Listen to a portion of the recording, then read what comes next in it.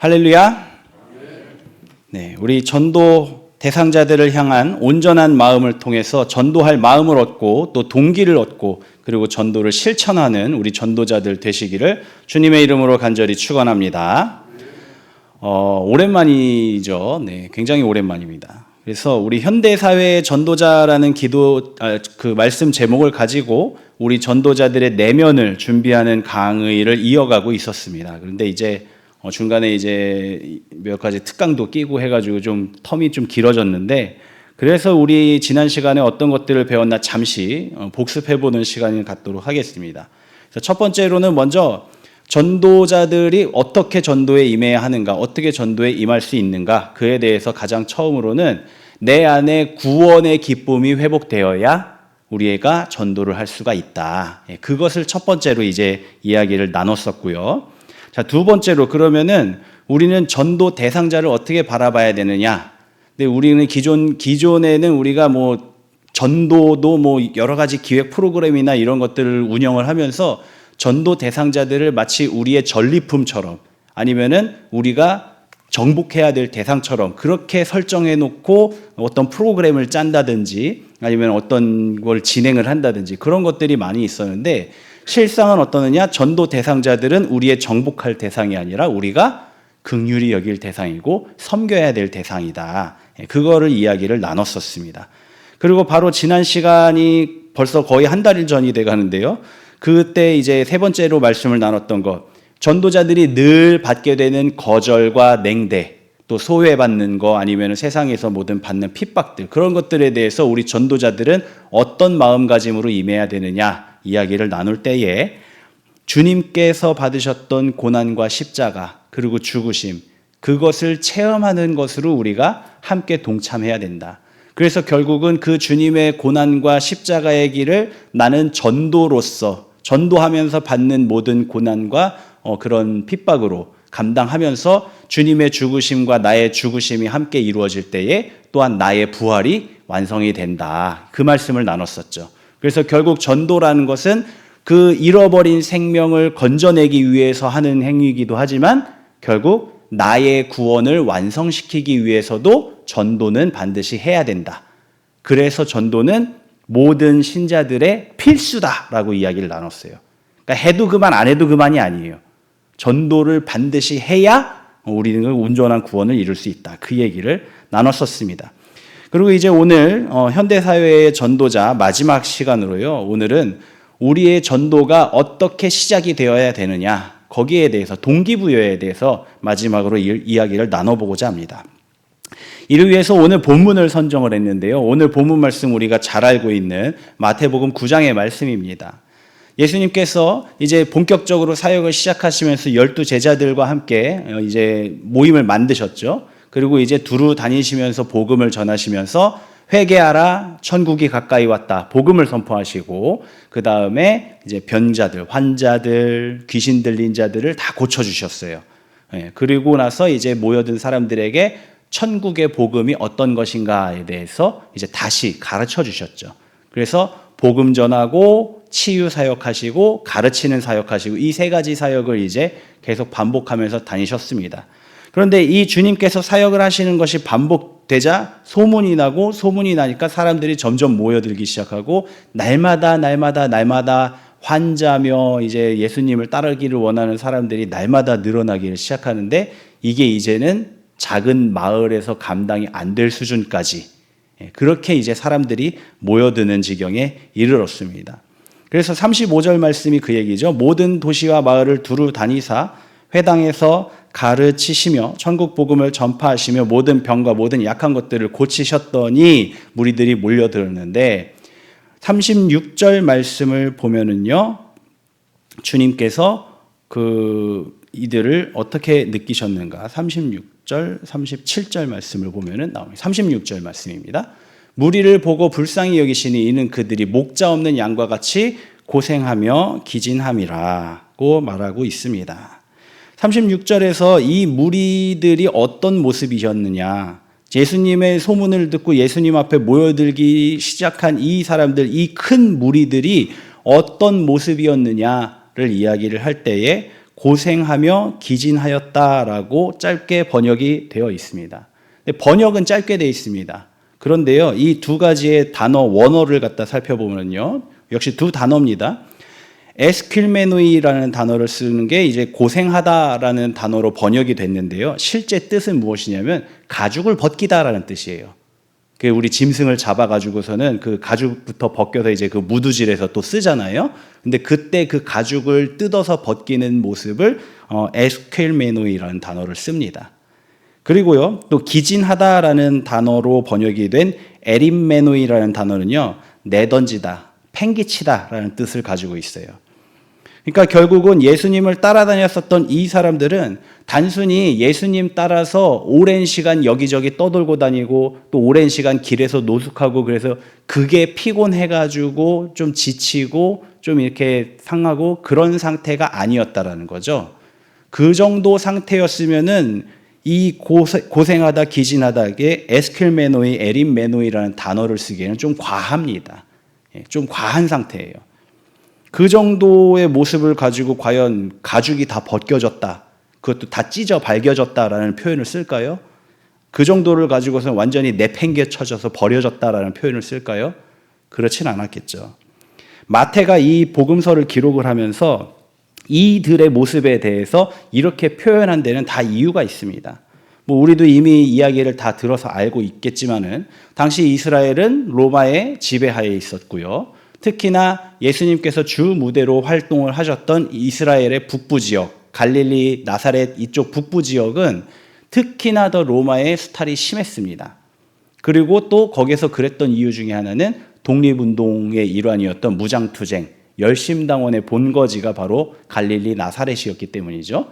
그렇기 때문에 로마에서는 의도적으로 이스라엘 북부, 이스라엘 예루살렘 중심으로 해서 이스라엘 북부 지역에 의도적으로 로마의 신도시를 7개 건설을 합니다. 그게 메갈로폴리스라고 하는데요. 관광 휴양도시입니다. 휴양도시. 거기가 실제로도 휴양하기가 괜찮은 곳이거든요. 여기 갈릴리 호수 옆에도 하나 있고 그 다음에 조금 떨어진 곳에 이렇게 냇가에도 있고 저 바닷가에도 있고 그 다음에 여기 갈릴리 호수 건너편에 그쪽에도 이제 있고 그래서 한 7개의 도시를 신설했는데 관광도시로 로마 지칼시에 해당하는 도시를 만들었고요. 로마인들이 휴양을 올 수 있는 로마 지칼시를 만들었으니까 로마 군대가 주둔할 명분을 세워놓은 거예요. 그래서 갈릴리 한복판에다가 로마 군대 레기온이 자리를 잡는 병영이 마련이 됩니다. 그렇게 해서 갈릴리 사람들을 수탈을 하는 거예요. 그리고 아까 말씀드렸다시피 그 베드로도 이제 그 갈릴리 호수에서 그 물고기 잡는 어부인데 그래도 배도 소유하고 그다음에 일꾼들을 부릴 정도로 나름 그래도 재력이 있는 그런 인물이었다라는 얘기 들어보셨죠? 예, 베드로는 그렇습니다. 베드로의 집안은 그렇습니다. 자기 집도 있고 집도 꽤 커요. 갈릴리 중에서는. 그런데도 불구하고 사람들이 왜 이렇게 먹고 살기 힘들었느냐? 거기서 잡았던 물건들이 다 메갈로폴리스로 들어가는 거예요. 왜냐면은 자기들끼리 시장에서 내다 파는 것보다 메갈로폴리스에 갖다 파는 게 훨씬 비싸게 받으니까 그렇게 팔 수밖에 없어요. 베드로 입장에서도. 근데 그러다 보니까 모든 생산된 물자가 메갈로폴리스로 들어가지 자기들끼리 자급자족이 안 되니까 시장이 무너지는 거예요. 그래서 경제적으로도 갈릴리 지역과 이스라엘 북부 지역은 경제적으로도 무너지고 사회적으로도 무너지고 심지어는 종교적으로도 아시죠? 그때 당시에 바리새인과 제사장들이 어떻게 했었는지를 아시죠? 그렇기 때문에 종교적으로도 계속해서 부담감만 지어지는 겁니다. 율법의 의무를 다해라, 율법의 의무를 다해라. 그거를 계속 부담감을 갖는데 할 수가 없는 상황이니까 이 사람들은 종교적으로도 소외받은 사람이에요. 자민족 가운데서도 이스라엘 북부 지역, 그 사마리아 지역 그쪽 사람들 또 이스라엘 북부를 비롯한 사마리아 지역 사람들은 이방인 취급을 받는 그런 상황이었고요. 이렇게 해서 결국은 이 사람들은 살아는 있으되 살 수가 없는 상황의 사람들이었어요. 그런 사람들이다 보니까 어디 가서 일을 하고 싶어도 일을 할 수 없고 일을 해도 먹고 살 수도 없고 이렇게 쫓겨다니고 굶고 하다 보니까 모습이 고생하며 기진한 모습이 될 수밖에 없었던 것입니다. 이런 모습의 사람들이 한둘이 아니었어요. 한둘이 아니었어요.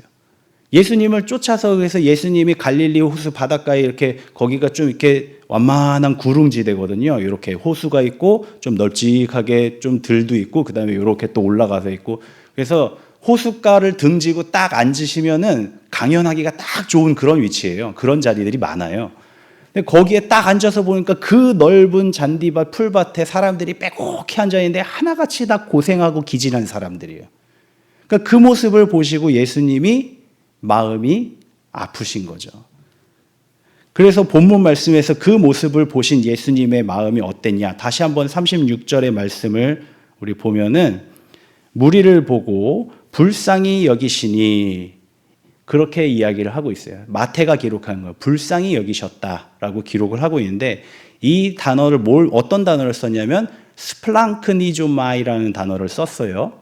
여기서 스플랑크라는 단어가 뭐냐면은 내장을 뜻합니다. 히브리어로 원어로 내장을 뜻해요. 그래서 이때 당시에 그리스 철학이나 이때 이스라엘 사람이나 이쪽 지역 사람들은 우리는 지금 현대의학에서 다 알고 있죠. 생각이라는 거는 뇌에서 나온다는 거 다 알고 있잖아요.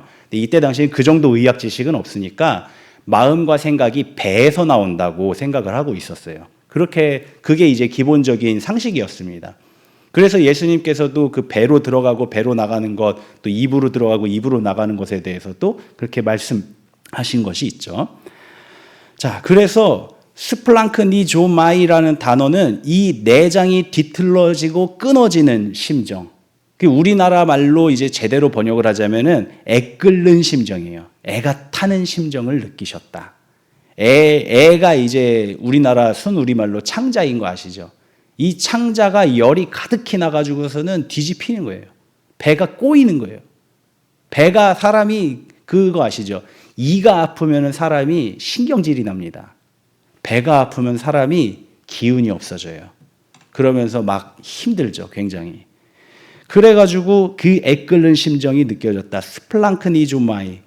예수님을 옆에서 지켜봤었던 마태가 이 사람들, 이 기진하고 고생하고 기진한 이 사람들을 바라보는 예수님의 모습을 그 옆에서 마태가 바라보고 그 예수님의 심정을 묘사한 단어가 뭐냐? 스플랑크니조마이였다는 거예요. 예수님은. 마태가 독심술을 써서 예수님의 마음을 막 이렇게 꿰뚫어서 막 초능력으로 알아서 아, 예수님이 저 정도로 아프셨구나라고 그렇게 쓰지는 않았을 겁니다. 그러면은 마태가 어떻게 이걸 썼을까요? 옆에서 본 거죠, 예수님을. 옆에서 예수님을 봤더니 예수님의 모습이, 예수님의 감정이 드러나는데 그 감정이 스플랑크니조마이. 그 사람들을 보면서 애가 끓었다. 그러니까 실제로는 어땠냐면 예수님께서 그 사람들을 보시면서 너무나도 속상하고 마음이 아프고 가슴이 아파서 배를 움켜쥐고 이를 갈면서 오열하신 거예요. 이 불쌍한 사람들을 보면서 너무나도 마음이 아프시고 찢어지는 마음에. 그래서 예수님께서 그 모습에 이렇게 애끓는 감정을 느끼셨기 때문에 곧 마음의 결단을 내리십니다. 제자들 파송을 보내야겠다. 나 혼자서 안 되겠다. 빨리 이 사역을 서둘러야겠다. 그래서 바로 다음 장인 9장으로 넘어가서는 12제자를 바로 파송시키시는 겁니다. 가서 병자들을 고치고 자유를 선포하고 복음을 선포해라. 다 각지로 둘씩도 가지 말고 각자 다 흩어져라. 명령을 하시는 것이죠. 사랑하는 성도 여러분, 전도는 왜 하는 것입니까? 전도 왜 해야 됩니까? 하나님의 나라라, 하나님의 일이라서요? 맞죠. 전도는 하나님의 사역이기도 합니다. 주님의 명령이라서요? 그것도 틀린 말은 아닙니다. 또 우리 아름답게 지어놓은 주의 성전 채우기 위해서요? 그것도 좋은 목적이죠. 그런데 전도의 근본은 스플랑크니조마이. 애가 끊어지는, 애가 끓어오르는, 창자가 끓어오르는 고통이 있기에 전도를 할 수밖에 없게 되는 그러한 동기가 우리 가운데 있어야 된다라고 합니다. 있어야 된다는 것입니다. 죽지 못해 살아가는 저 사람들, 누구에게라도 좀 위로를 받고 싶어서 누구라도 나를 좀 인도해 주기를 바라면서 어떻게든 살고 싶어서 발버둥 치는 저 불쌍한 사람들을 보면서 그들을 불쌍히 여길 줄 알고 차라리 내가 죽었으면 좋겠다라고 생각하는 그 고통, 그 심정, 그 심정이 우리에게 있어야 우리는 비로소 전도를 할 수가 있는 것이죠. 우리 여기 계신 분들은 이제 다 자녀들도 이제 다 양육해 보신 분들이니까 다들 그런 경험이 한두 번쯤은 있으시리라 생각을 합니다. 저도 마찬가지입니다. 저희는 첫 애가 또 이제 좀 많이 아팠잖아요. 그래서 병원에 가가지고서는 그 주사 맞고 이제 저기 하는데 돌 지나기도 전부터 이제 항암 치료를 시작을 했는데, 항암 치료를 할 때 이제 아무래도 주사를 맞지 않습니까? 근데 이게 케모포트라고 이제 그 주사 약을 넣을 수 있는 그 관을 하나 심어놨어요. 이렇게. 그래가지고 그 맨날 혈관 찾으면은 애가 어리니까 맨날 혈관 찾기가 힘드니까 아예 심어놓은 거예요, 관을. 근데 그렇게는 해도 거기다 바늘을 꽂으면 이제 살갗이 톡 뚫리니까 이게 아프죠, 애기가. 그러니까 애기가 발버둥을 치니까 애기를 제가 꼭 붙잡습니다. 요 조그마한 애기 이렇게 탁 붙잡고서는 탁 안아요. 그러면 이제 선생님이 오셔가지고 가슴팍에다가 이제 바늘을 꼭 꽂고. 애기가 아파서 울죠, 막. 탁 발버둥을 치지만 뭐 조그마니까 뭐 많이 하지도 못합니다. 그걸 꼭 붙들고서는 얘야 치료 받아야 된다, 괜찮다. 그러면서 응원을 했죠. 그런데 실제로는 언제가 더 가슴 아파하는지 아십니까? 주사 맞을 때보다, 주사 맞은 거 싫다고 울면서 발버둥 칠 때보다 그거를 하도 맞았더니 아기가 이제 포기하기 시작하는 거예요. 어느 날은 주사를 맞으러 가서 이제 또 케모포트를 맞으려고 침대에 눕혔는데 아기가 우는데 저항을 안 해요. 평상시처럼 제가 꼭 안았어요. 이렇게 두 팔을 붙들고 꼭 안았어요.